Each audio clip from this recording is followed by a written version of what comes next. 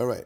So the story here is on citynewsroom.com, a story written by Joshua Assar. And it says here, flag bearer of the National Democratic Congress, NDC, John Dramani Mahama, has questioned the integrity of the Akufo-Addo government over the controversial Agyapadie document. Speaking at the palace of the Bokunaba, Mahama asserted that while the document may be dismissed as fabricated, its implementation is undeniable.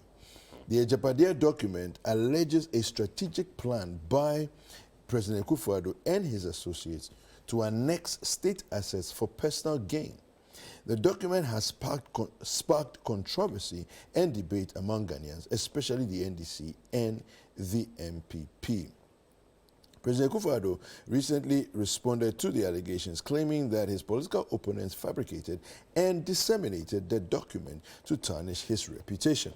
However, Mahama emphasized that the actions outlined in the document have been visibly carried out by the current administration, casting doubt on the president's denial.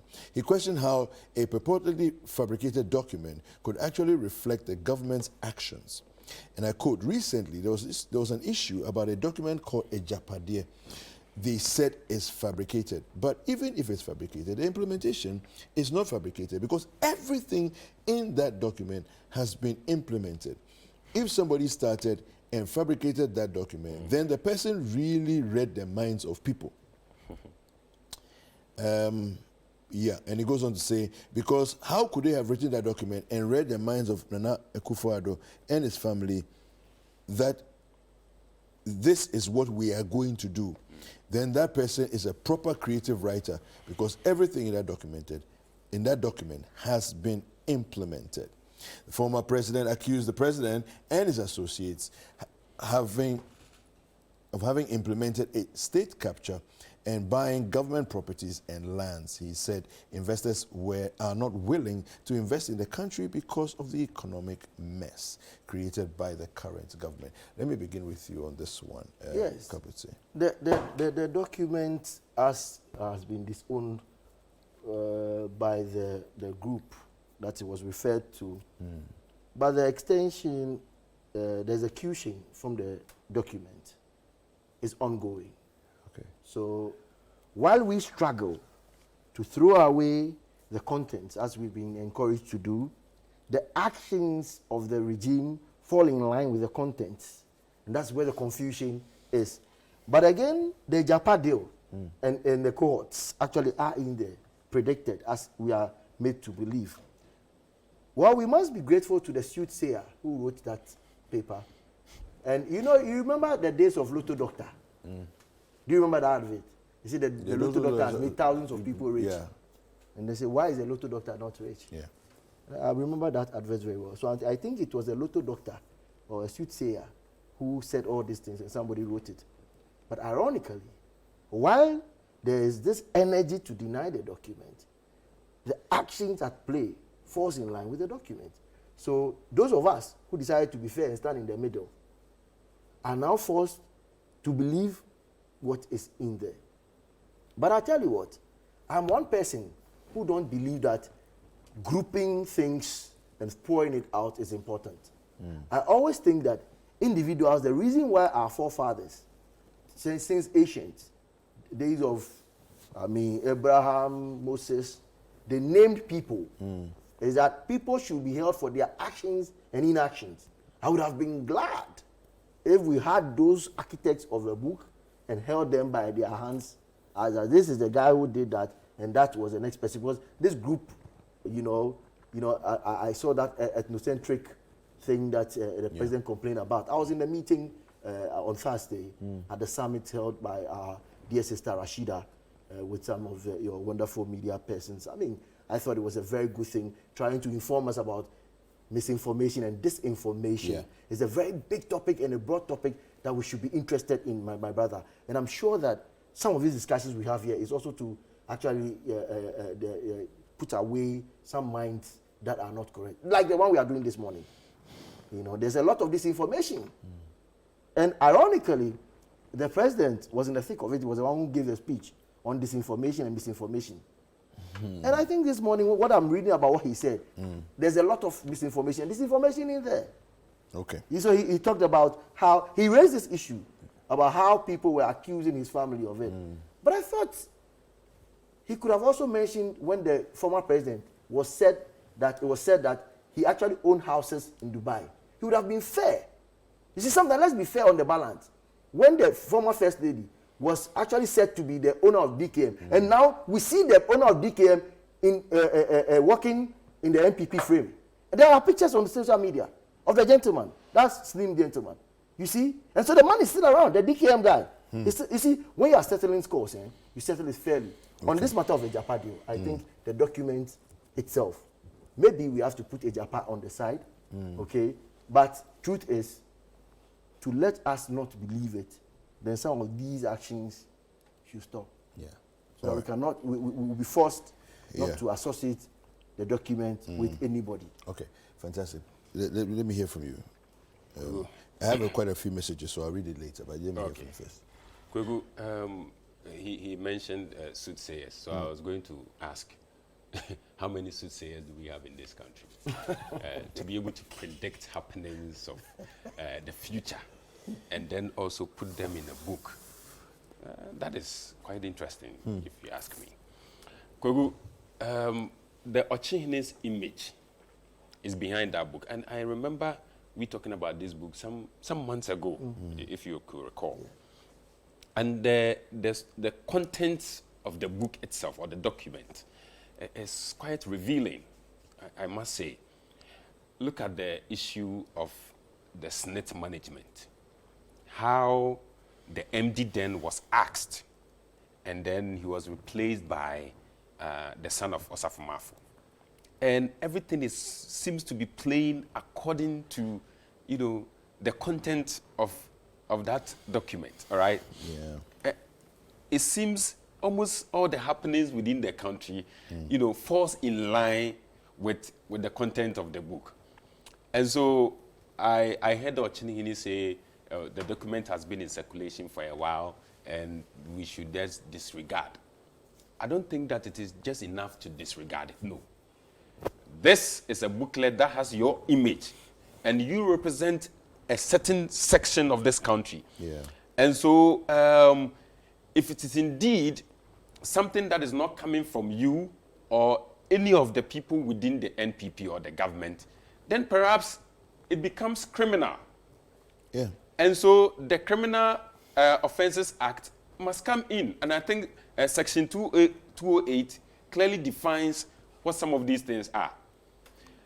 If it is just something we can just ignore, fair enough. But this is a document that has you, the Ochihine, your image. And so at all material times, so you've actually seen you must find a way to get your image intact. You've actually seen the document yourself? Yes, I have. Okay. And then I think that court processes or legal processes must be initiated. All right? Let us lift the veil. Whoever is behind the fabrication, whoever is behind the document, let the public know. Okay. So that punishments are given accordingly. So the president cannot just come out and say it is a document emanating from his opponent, and so we should just accept it, hook, line, and sinker. No. Okay. We cannot swallow it as such. Okay. We must go through the legal processes, get to know whoever is behind the document. When that veil is lifted, we will know, and then punishments are issued in that order. Okay. All right. Let me quickly read. But as it stands, Kweku, yeah, everything happening in the country seems to be in alignment with the content of that document. Okay, fine. Some messages. So Kolebu Teaching Hospital in Ghana was established by Sir Gordon Gadgesberg, who was the then governor of the Gold Coast, now Ghana. Hospital was officially opened on October 9th, 1923 to provide healthcare to the local population and to train medical professionals. So I think this message is in context of the various facilities that Kwame Nkrumah built. Infrastructure. So it's just saying that this one was actually before. All right, the other messages here. This one says, "Good morning, brothers. Please, those trying to abolish Kwame Nkrumah's Dr. Kwame Nkrumah's legacy should stop, because we all know much about Dr. Kwame Nkrumah. Even a KG1 student knows much about him. May his soul rest in perfect peace. My name is Wisdom Ahadzi from Akosombo Ajuna in the Esujaman district. This one says, NPP and NDC have abused and misused our democracy. This one, the final one here, says, good morning, ChannelOne TV.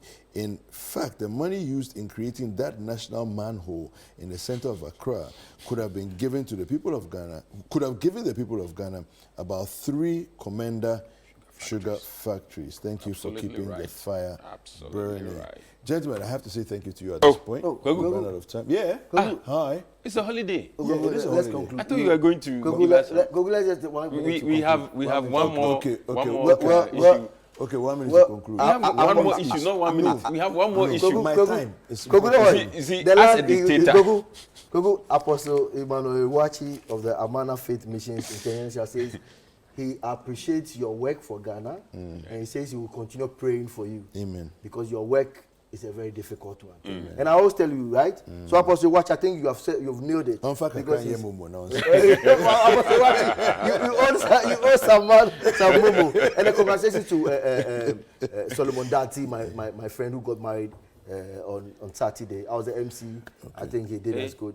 And to his wonderful wife, Gita, and all Pojuba 96 year group that helped. But Koku, let me tell you what. Today, help us. Let's say this song that I always say, like, Ma omayi hu sem, here we hear sem.